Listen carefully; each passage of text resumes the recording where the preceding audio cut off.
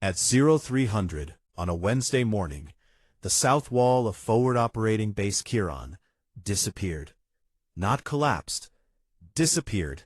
1 second it was there, the next it was pressure and heat and a wall of sound that knocked grown men off their feet and turned the East African night into daylight for 4 seconds. Inside the field hospital, Kate Lawson set down her coffee. She didn't flinch. She didn't run. She didn't reach for anyone or anything. She just stood there, in the red emergency lighting, listening to the chaos outside with the particular stillness of someone who had heard that sound before. Many times before. Senior Chief Brad Harmon had spent 6 months calling her the contract nurse, the civilian, the one who didn't belong. He was about to find out exactly who he had been talking to. What happens next will change everything he thought he knew about the quiet woman who never pushed back. Forward Operating Base Kieran sat on a flat, unforgiving stretch of scrubland in the Horn of Africa that the maps labeled as Djibouti, and the men who lived there labeled as the surface of the sun. HESCO barriers formed the perimeter. Concertina wire topped every wall. 2 hardened buildings anchored the compound, the Tactical Operations Center and the field hospital. Everything else was tents, containerized housing units, and sandbagged fighting positions that baked at 118 degrees during the day and offered no comfort at night except the stars, which out here were extraordinary, thick and cold and indifferent to everything happening beneath them. Kate Lawson had been at FOB Kieran for 5 months. She had arrived on a Tuesday with a single duffel bag, a contractor badge from Meridian Medical Solutions, and the kind of face that gave nothing away. 34 years old, brown hair, pulled back without ceremony. Quiet eyes that people described as unreadable, not cold, just deep. The eyes of someone who had learned a long time ago that most situations required observation before response. She lived in a containerized housing unit the size of a generous closet. She ate alone. She wore civilian scrubs, not a uniform. She didn't socialize in the operations center. She didn't attend the informal briefings the SEAL operators held on the eastern side of the compound in the evenings, the ones where they sat on sandbags and drank terrible coffee and talked about everything except what they were actually doing here. She was the contract nurse. That was what they called her. Not Kate, not Lawson, the contract nurse. The designation carried a specific weight at FOB Kieran, the polite military shorthand for civilian, outsider, person whose presence here is administrative rather than essential. She had heard it every day for 5 months. She had not corrected anyone. The field hospital was her world. Connected ISO containers that held 2 trauma bays, 1 small operating suite, and 6 recovery beds. Her supervisor was Commander Diana Fitch, a Navy trauma surgeon, steady and experienced, who had read Kate's full contractor file on day 1, and kept its contents entirely to herself. The rest of the medical staff consisted of 2 Navy corpsmen, both young, both earnest, and 1 anesthesiologist named Dr. Paul Green, who had the permanent expression of a man who had agreed to something before fully understanding what it involved. 1 corpsman stood out. Petty Officer 2nd Class Tyler Banks was 23 years old, 8 months into his first deployment, and possessed of the particular combination of raw talent and barely managed anxiety that reminded Kate of someone she used to know. He had good instincts and better hands, but he had never worked under fire, and the gap between simulation and reality was something no amount of training could fully bridge until the moment arrived to bridge it. Kate had started teaching him. Small things at first. The correct way to stage hemostatic gauze so it deployed cleanly under pressure. How to read a patient's color before the monitors reflected it. The acoustic difference between a tension pneumothorax and a simple one. One wheezed, the other didn't. The distinction, she told him quietly, one evening during a slow shift, was the difference between a patient who lived and one who didn't. Tyler had written it down. She had watched him write it down, and felt something shift in her chest. Something warm and complicated that she didn't have a clean name for. Senior Chief Brad Harmon was a different matter entirely. He was the SEAL platoon leader at FOB Atieno. 41 years old, 15 years in the Navy, 11 of them as a SEAL. Built wide across the shoulders, with close-cropped dark hair, and the kind of jaw that suggested it had been in an argument more than once, and won every time. He moved through the FOB with the coiled, deliberate ease of someone who had spent a decade and a half making himself into a weapon and was entirely comfortable with what he had become. He didn't trust contractors. He had made this clear to Kate on her second day and had been reinforcing it with quiet consistency every day since. His first words to her in a professional context had been delivered in the trauma bay during a routine medical brief, standing with his arms crossed and his eyes moving around the space as though assessing it for structural weaknesses. "Lawson," he had said, not a greeting, a designation. "I want to be direct with you. My operators get hurt, they get treated by my corpsmen. That's what the corpsmen are here for. Your job is administrative support and overflow capacity." He had looked at her then, really looked at her for the first time, with the assessing gaze of a man accustomed to reading people quickly and filing them accurately. "You clear on that?" Kate had looked at him for a long moment. Then she had said, "Petty Officer Navarro missed a tension pneumothorax on your last post-op patient. I caught it at handoff. Your operator went home to his family in San Diego because I was paying attention." She had kept her voice completely even. "You can define my role however you like, Senior Chief, but you can't argue with the chest X-ray." Harmon had said nothing. He had walked out. Kate had stood alone in the trauma bay afterward, her hands flat on the stainless steel counter, feeling her pulse in her fingertips. She was not angry. Anger was a luxury she had stopped permitting herself a long time ago, in a place considerably more hostile than this one. She was something quieter than angry. Something she had been carrying so long, it had stopped feeling like a burden and started feeling like weather. Just a condition of existing in spaces that had not been designed with her in mind.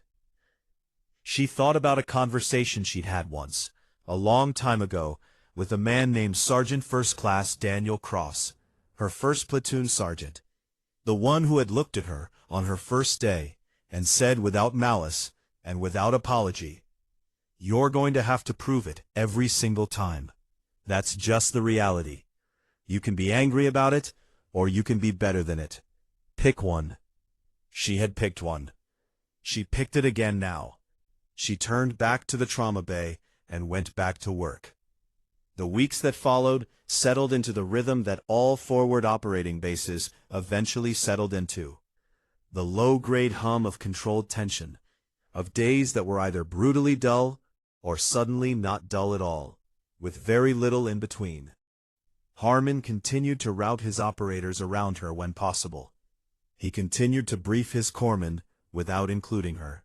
He continued to refer to her in her presence as the contract nurse, with the particular inflection of a man who had decided that the designation said everything necessary and nothing more needed to be added.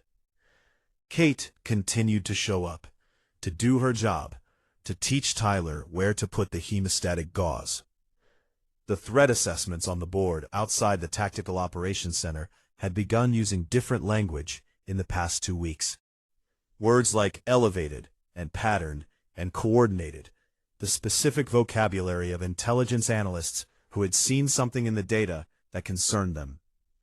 Kate read the threat assessment every morning. She had started sleeping in the trauma bay.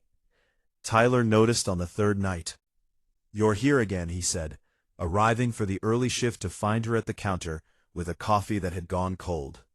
"Closer to the equipment," she said. He was 23 and earnest, and still at the age where the explanations of people he respected felt sufficient. But 3 nights later, he came in early and found her doing something that gave him pause. She was reorganizing the trauma bay.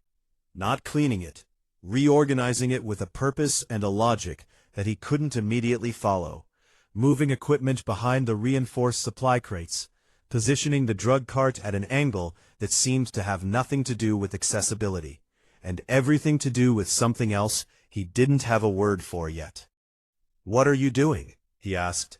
Kate looked at him, she looked at the door, she looked back at him. "If the threat assessment is right," she said, "and someone comes through that door who isn't one of ours, I want the equipment protected, and I want you to have cover to work behind." She said it the way she said most things, without drama, without emphasis, as a statement of practical fact. Tyler stared at her. The contract nurse, he realized in that moment, had just described a defensive fighting position. He didn't know what to say. So he said nothing, and went to check the hemostatic gauze, which was on the correct shelf, because he had not left it on the wrong shelf in 6 weeks. Kate turned back to the trauma bay. Outside, the stars burned over East Africa, and the threat assessment on the board outside the Tactical Operations Center had been updated again overnight. The word imminent had appeared for the first time. The VBIED hit the south wall at 0347. Tyler Banks was in the middle of restocking the IV bags when the world came apart. The pressure wave hit the ISO container walls like a fist and threw him sideways into the recovery beds. The overhead lights died. The emergency generator kicked in 2 seconds later and bathed everything in red. He lay on the floor for 1 full second, his ears screaming, his vision strobing, his brain trying to catch up with what his body already knew had happened. Then he heard Kate's voice. "Tyler. Up. Now." He got up. She was already moving, and the thing that struck him, the thing that would stay with him for the rest of his life, was not what she was doing, but how she was doing it. No moment of shock or adjustment, or the half-second of human hesitation that preceded action in every trauma scenario he had ever trained for. She had been standing at the counter, and now she was someone else. Not different, more. Like a frequency that had always been present, but had required a specific condition to become audible. Her posture had changed. Lower, more deliberate. Her weight distributed in a way that had nothing to do with nursing, and everything to do with something older and more fundamental. Her voice had dropped a register and shed every trace of the careful, measured tone she used during shift handoffs and patient briefings. "Move the post-op patient behind the supply crate," she said. "He's ambulatory. Walk him there and stay with him. Go." Tyler went. He just went because her voice had that quality.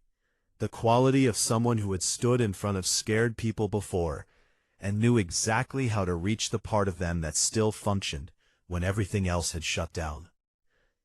Outside the FOB was chaos. Automatic weapons fire from the south. The distinctive clatter of AK pattern rifles, a sound Tyler had only ever heard through headphones on a range in Virginia.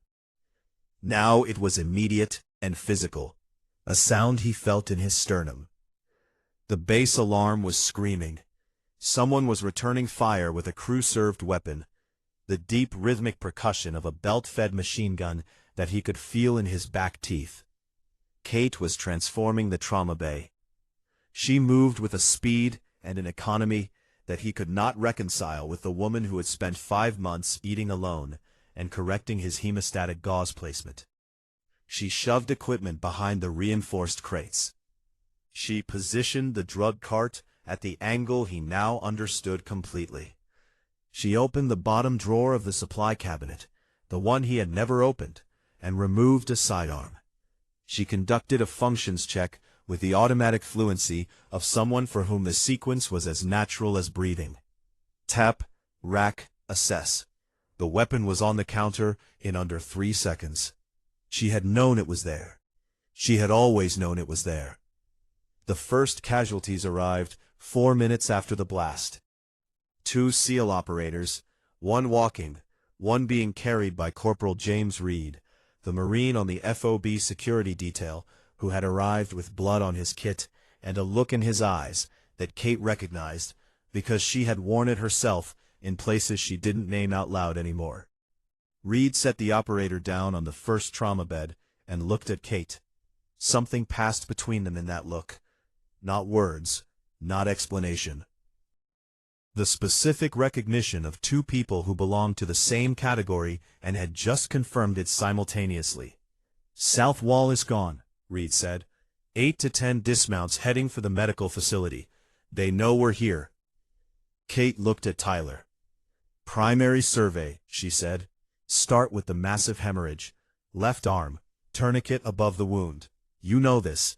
Do it now." Tyler's hands were shaking. He looked at the blood on the operator's arm, at the floor, at his own hands. His mind went white. "Tyler," Kate's voice, low, direct, under the panic, finding the part of him that still worked. "Look at me. Not at the blood. At me." He looked at her.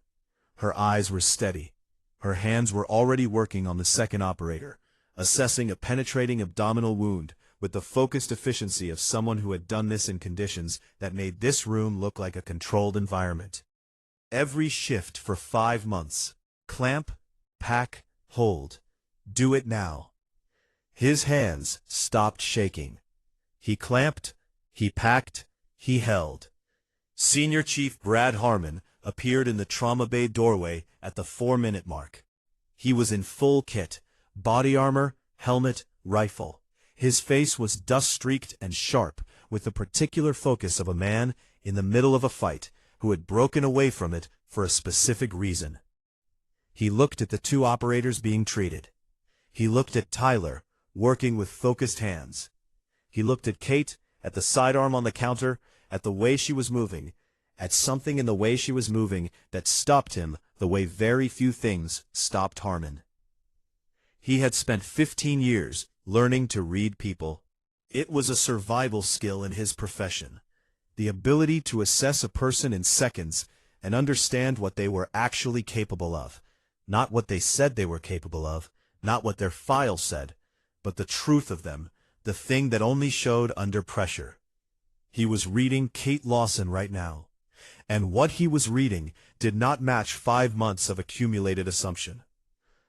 "Lawson," he said. She didn't look up from the wound she was packing. She applied the pressure dressing with the flat of her palm and held the count. "What do you need?" she said. Harmon looked at her for 1 full second. Then he unslung the rifle from his back. He held it out. Not an offer, not a question. The specific gesture of a man who has just made a rapid and complete revision of everything he thought he knew, and is acting on the revision before his pride can catch up with his instincts. Kate looked at the rifle. She looked at Harmon. She took it. She conducted a functions check in under 2 seconds without looking at her hands. Tap, rack, assess. The same sequence, the same fluency. Harmon watched her hands. His jaw tightened in a way that had nothing to do with the firefight outside. She turned to Reed. Reed was already moving to the doorway, his rifle up, his body angled the way bodies angled when they had trained for this for a long time. She fell in beside him. They moved out of the trauma bay together and into the East African night that was lit orange and white with weapons fire. And she did not move like a nurse. She did not move like a civilian collecting hazard pay. She moved with the low, ground-covering, economical stride of someone who had spent years walking through places exactly like this, and had learned to move through them the way water moved through terrain, finding the path of maximum effect with minimum waste. She called her first contact report over the tactical radio 40 seconds after stepping outside. 2 dismounts. South approach, 60 meters, moving fast. Her voice on the radio was flat and certain, the voice of someone who had been on a radio net in a firefight before and understood that clarity was the only currency that mattered. In the Tactical Operations Center, the SEAL communications operator looked up from his console. "Unknown station," he said. "Identify yourself." A brief pause. Then Kate's voice, and something in it had changed. Some final layer of the careful, quiet civilian container she had built around herself over 5 months had opened, and what came through the radio was not the contract nurse. "This is Lawson. Staff Sergeant Catherine Lawson, United States Army, formerly attached to the 75th Ranger Regiment as a forward surgical asset. I have 2 urgent casualties at the field hospital, and a south approach that needs suppression. Get me fire support on that ridgeline, or I'm going to run out of targets to suppress, and we're going to have a different problem." The operations center went silent. Not the operational silence of professionals processing information, the other kind. The kind that fell when something said out loud rearranged the architecture of everything everyone in the room thought they understood. Harmon's voice came over the net from outside the wire. It was quiet, controlled, carrying something underneath the control that the radio compressed but did not entirely eliminate. "Copy that, Lawson," he said. "Fire support on the way." He paused. "1 heartbeat, 2. Good to have you on the net, Staff Sergeant." Kate moved to her next position. She didn't respond. She had work to do. The firefight ended at 0512. Not with a dramatic final shot, or a decisive moment that anyone could point to afterward and say, "That was it. That was when it turned." It ended the way most firefights ended, gradually and then completely, the weapons fire thinning from a continuous exchange to sporadic contacts, to isolated shots, to nothing. And then the silence arrived, and it was heavier than the noise had been. Kate stood the field hospital down from combat posture at 0519. She walked through the trauma bay methodically, checking every patient, every line, every dressing. 3 operators treated and stable. 1 critical, evacuated to Camp Lemonnier 40 minutes into the engagement. Tyler Banks, who had clamped and packed and held through the longest night of his 23 years, was sitting on the floor in the corner of the recovery bay with his back against the wall and his hands in his lap, staring at something that wasn't in the room. Kate sat down beside him, not in a chair, on the floor, her back against the same wall. They sat in silence for a moment. "You did good," she said. Tyler didn't respond immediately. His hands were still. The shaking had stopped somewhere around the second casualty and had not come back, which meant something had shifted in him tonight that wouldn't shift back. She recognized it, the specific permanent recalibration of someone who had crossed a threshold and understood for the first time that they were capable of more than they had previously believed. "I froze," he said. "For 1 second," Kate said. "Then you didn't." She looked at him. "That's not freezing. That's human. The ones who scare me are the ones who don't have that second. It means they stopped feeling it, and that's when people get killed." Tyler looked at his hands. "How many times have you done this?" he asked. Kate was quiet for a moment. "Enough times," she said. He looked at her. Really looked at her, the way he had in the middle of the firefight, when she had told him to look at her instead of the blood, but with a different quality now. Not the look of a student looking at an instructor. The look of someone trying to reconcile 2 images of the same person that didn't quite overlap. "Who are you?" he said. Kate looked at the corrugated steel wall of the ISO container. Someone had taped a photograph of a yellow Labrador to it, one of the corpsman's dogs back home, a big ridiculous animal with a red collar who was apparently named Duke and was excellent at destroying furniture. She looked at that photograph for a moment. "I was a lot of things," she said. "Right now, I'm the person who's going to make sure you remember where the hemostatic gauze goes." Tyler almost smiled. Almost. The after-action review convened at 1400 in the Tactical Operations Center. Every person on FOB Atieno was present. SEAL operators, support staff, medical personnel, FOB security. They filled the operations center to capacity, standing along the walls, sitting on equipment cases, occupying every available surface. Commander Diana Fitch stood at the front of the room. She was still in surgical scrubs. She had spent the entire engagement in the operating suite, trusting Kate to handle everything outside it, and the trust had been repaid in full. She held a single sheet of paper, Kate's full contractor file, the document she had read on Kate's first day, and kept entirely to herself for 5 months. "Before we begin the tactical debrief," Fitch said, her voice carrying easily through the packed room, "I need to address something."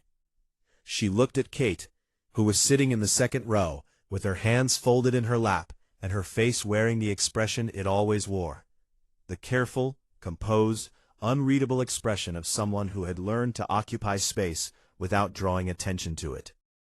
"Our contract nurse," Fitch said, "organized and led the defense of the medical facility during last night's engagement. She treated 3 combat casualties under fire, and coordinated fire support from the tactical radio net, while simultaneously managing a trauma bay. She did this," Fitch paused, "as a staff sergeant in the United States Army, formerly assigned as a forward surgical asset to the 75th Ranger Regiment, with 3 combat deployments to Afghanistan and 1 to Iraq." The room was very still. "Kate's prior service record," Fitch continued, "includes 41 combat patrols with Ranger elements in Kandahar and Helmand provinces, 16 direct fire engagements, and a commendation for Valor for actions during a medevac under fire in Arghandab district in 2015. She was wounded in that engagement. She treated 2 other casualties before allowing herself to be treated. She was awarded the Army Commendation Medal with Valor device." Nobody moved. "She left the Army in 2018, Fitch said, completed her nursing degree, and has been working trauma since 2020. She joined Meridian Medical Solutions and requested this specific posting." She looked up from the paper. "She requested this posting," Fitch said, "because the SEAL element currently assigned to FOB Atieno includes 2 operators who were on the Arghandab medevac in 2015. She looked at the room. She knew them. She requested the posting because she wanted to be here if something went wrong." The silence in the Tactical Operations Center was the kind that had weight and texture and took up space. In the back row, Senior Chief Brad Harmon sat with his hands resting on his knees, and his face doing something it very rarely did in front of other people. It was letting something through. He had been on the Arghandab medevac. He had taken a round through the left shoulder during the extraction, and had been treated in the field by a medic whose face he had never clearly seen, because it had been dark, and he had been losing blood faster than was ideal, and his memory of the specific details of that night had the soft, compressed quality of events experienced under significant physical and psychological stress. He remembered the hands, though. He always remembered the hands. Steady, fast, completely certain. The hands of someone who had done this before, and would do it again, and was not going to let him die in a dry riverbed in Kandahar province on a Tuesday night. He had asked during the medevac flight who the medic was. Nobody had known. He had asked again at the field hospital in Kandahar. Nobody had known that either. He had thought about those hands periodically for 9 years. Not obsessively, not in a way that interfered with anything. Just occasionally, in the specific way you thought about the things that had changed the trajectory of your life, without announcing themselves as significant at the time. He looked at Kate now. She was sitting in the second row, with her hands folded in her lap, and her face wearing its careful expression, and she had not looked at him once during Fitch's account. She knew he was looking at her. She was choosing not to look back. He understood that. He understood the discipline of it. The decision to let information arrive at its own pace, rather than rushing the moment. The debrief continued around him. He heard it at a distance. He found her at 2200. She was in the trauma bay.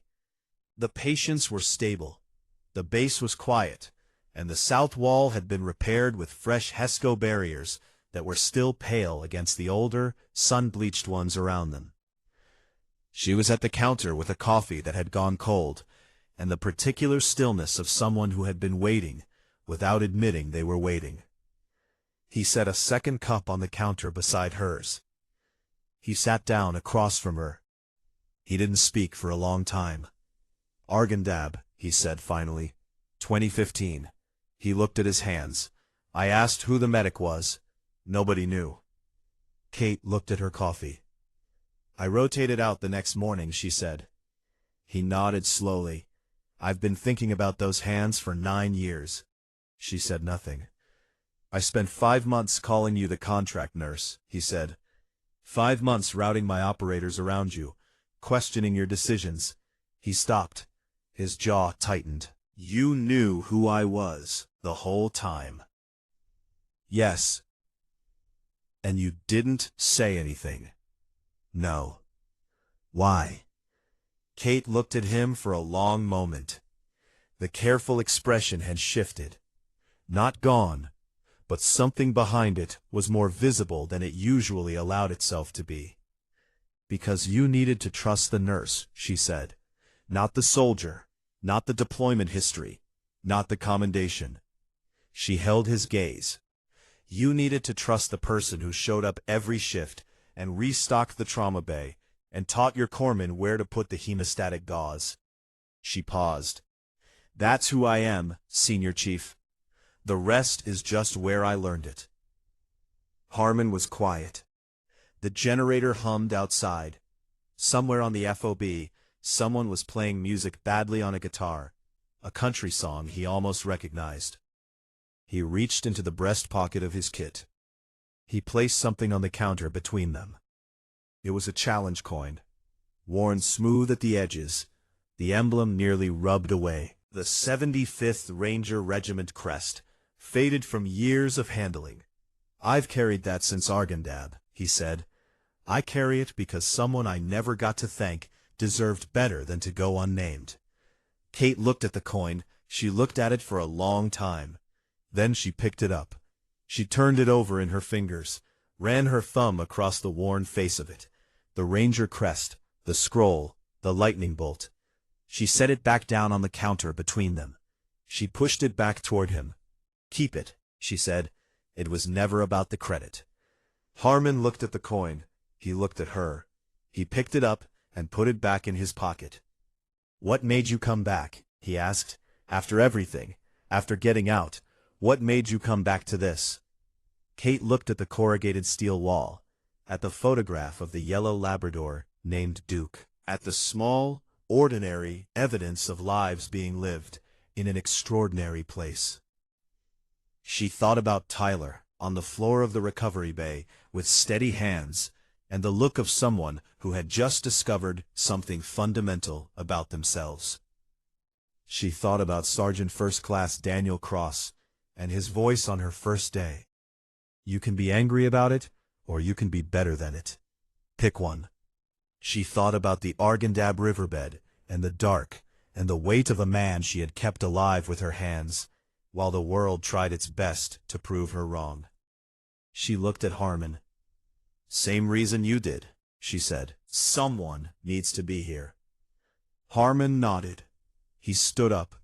He picked up his coffee. He looked at her one more time with the expression of a man who had spent 9 years carrying a question and had just received an answer that was both simpler and larger than he had expected. He walked to the trauma bay door. He stopped. "Lawson," he said. She looked at him. "Thank you," he said, "for Argandab, and for last night." He paused. "And for every shift in between." He walked out. Kate sat alone in the trauma bay in the red glow of the emergency lighting that nobody had switched back to white yet. She held her cold coffee. She looked at the photograph of the yellow Labrador. She listened to the badly played country song, drifting across the FOB from somewhere she couldn't identify. She thought about tomorrow's shift, about the hemostatic gauze on the third shelf, left side, about Tyler Banks and his steady hands, about the particular satisfaction of a thing that had been invisible for a long time, finally being seen. Not celebrated, not decorated, just seen. She drank her cold coffee. She went back to work. If this story reminded you that the most extraordinary people are often the quietest ones in the room, drop a comment below and tell us about someone in your life who was more than they appeared. Hit the like button, subscribe, and turn on notifications so you never miss a story like this one. Until next time, the strongest people are the ones nobody notices until the moment everyone needs them.